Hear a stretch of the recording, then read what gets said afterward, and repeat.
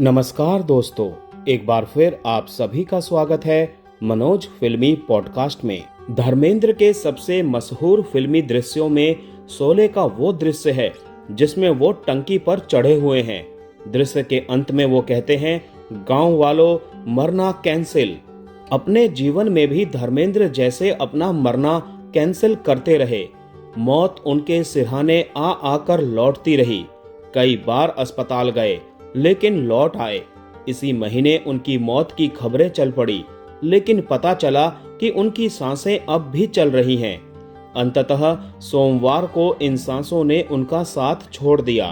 वैसे तो मृत्यु हर हाल में शोक का विषय होती है, लेकिन धर्मेंद्र जिस तरह का भरा पूरा जीवन जीकर गए, उसे याद करते हुए कहा जा सकता है कि उन्होंने छक कर अपनी जिंदगी जी। धर्मेंद्र का फिल्मी कैरियर इतना लंबा चला कि वो दादा और पोते दोनों के जमाने में नायक बनते नजर आए। इस दौरान उन्होंने इतनी हिट फिल्में दी, इतनी पीढ़ियों को अपना दीवाना बनाया कि उनकी बराबरी नहीं की जा सकती। यह सच है कि अलग अलग दौर के अलग अलग सितारे रहे, कभी राजेश खन्ना तो कभी अमिताभ बच्चन, लेकिन धर्मेंद्र दोनों को लगभग बराबरी की टक्कर देते रहे। लेकिन धर्मेंद्र के लिए ये सफर इतना भी आसान नहीं रहा। जब वो आए तब दिलीप कुमार और देव आनंद और राज कपूर की त्रिमूर्ति अपने शिखर पर थी। 1960 में धर्मेंद्र की पहली फिल्म आई दिल भी तेरा हम भी तेरे। ये वही साल था जब भारत की सबसे कामयाब फिल्मों में से एक मुगले आजम आई थी। इसके एक साल बाद गंगा नाम वाली 2 फिल्में आई, राज कपूर की जिस देश में गंगा बहती है और दिलीप कुमार की गंगा जमुना। इसके 4 साल बाद देवानंद की गाइड आई। इसके अलावा शम्मी कपूर की तुम सा नहीं देखा और जंगली जैसी फिल्में इसी दौर में आई, और राजेंद्र कुमार इसी समय जुबली कुमार हुए जा रहे थे। इन सब फिल्मों की याद दिलाने का मकसद इस बात की ओर ध्यान खींचना है कि धर्मेंद्र कितने लंबे समय तक बने रहे। जब दिलीप कुमार, देवानंद और राज कपूर ढल गए, जब शम्मी कपूर और राजेंद्र कुमार अपनी चमक और धमक दिखाकर गुम हो गए, जब इन सब के बाद राजेश खन्ना किसी धूमकेतु की तरह चमके और फिर अमिताभ बच्चन शहंशाह के तौर पर उभरे, यहाँ तक कि शाहरुख खान, आमिर खान और सलमान सुपरस्टार बने, तब भी धर्मेंद्र का जलवा चलता रहा। उनकी कई फिल्मों के नाम से तो लगता है जैसे उनके ही या उनके किरदारों के नाम पर ही रखे जाते रहे। और तो और ऋतिक रोशन और रणवीर कपूर भी आ गए, लेकिन धर्मेंद्र जॉनी गद्दार जैसी फिल्मों के साथ हिट होते रहे। अभी दिसंबर में भी उनकी एक फिल्म 21 आने वाली है, जिसका पोस्टर इत्तेफाक से आज ही जारी किया गया है। कह सकते हैं कि अमिताभ की दूसरी पारी को छोड़ दें तो 7 दशकों में पसरी ऐसी निरंतरता किसी दूसरे कलाकार में दिखाई नहीं पड़ती। धर्मेंद्र का बेहतरीन दौर 70 और 80 के दशकों का रहा। वो ऐसे सुंदर सजीले नौजवान थे जिनसे देवानंद और दिलीप कुमार जैसे अभिनेता तक रश्क करते बताए जाते थे। लेकिन आम दर्शकों के बीच धर्मेंद्र की लोकप्रियता का राज क्या था? याद कर सकते हैं कि वो छोटे शहरों, कस्बों और गांव वाला भारत था, जिसमें साहस, नैतिकता और बहादुरी का अलग मोल माना जाता था। धर्मेंद्र की छवि लगभग यही रही।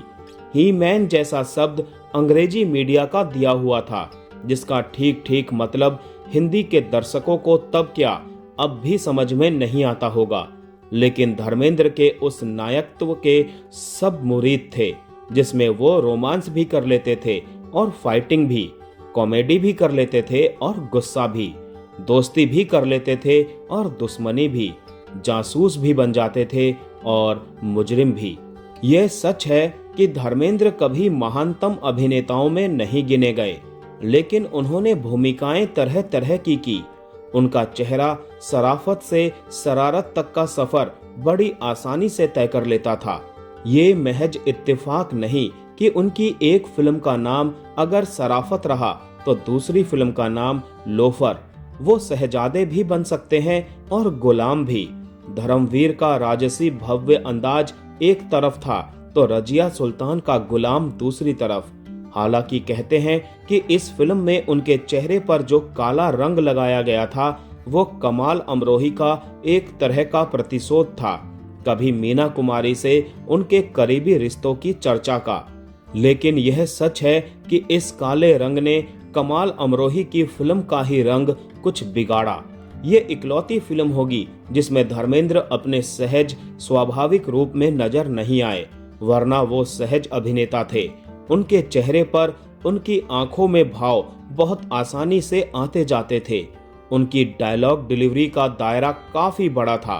वो प्रोफेसर के रूप में अलग तरह की हिंदी बोलते नजर आते थे, बदमाश के रूप में अलग तरह की।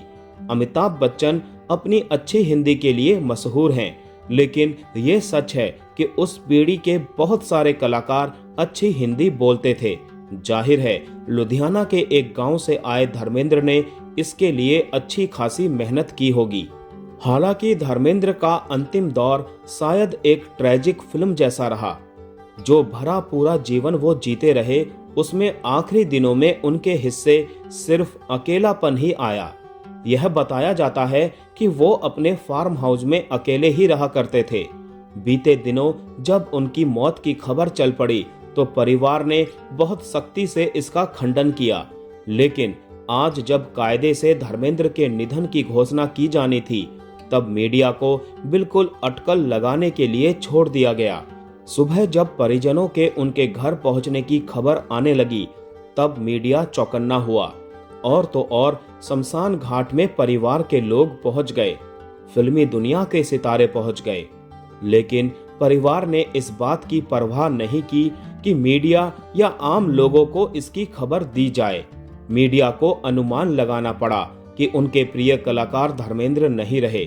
लेकिन क्या धर्मेंद्र जैसा बड़ा कलाकार ऐसी अंतिम विदाई का हकदार था?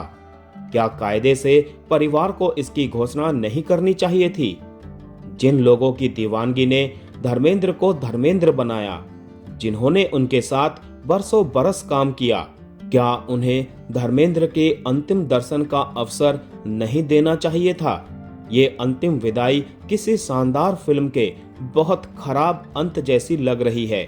7 दशक तक फिल्मों के आसमान पर चमकने वाला सितारा जैसे चुपचाप निकल गया।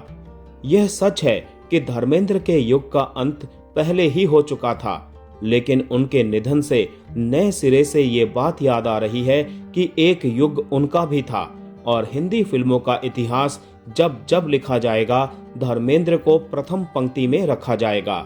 तो दोस्तों, आज का वीडियो यहीं समाप्त करते हैं। मिलते हैं नेक्स्ट वीडियो में। तब तक के लिए आप सभी को tata bye bye, take care.